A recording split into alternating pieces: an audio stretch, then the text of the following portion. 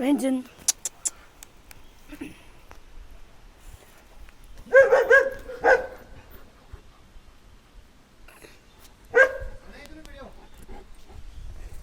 बना रहा हूँ। जब खड़ा उठेगा तो बनाइयो।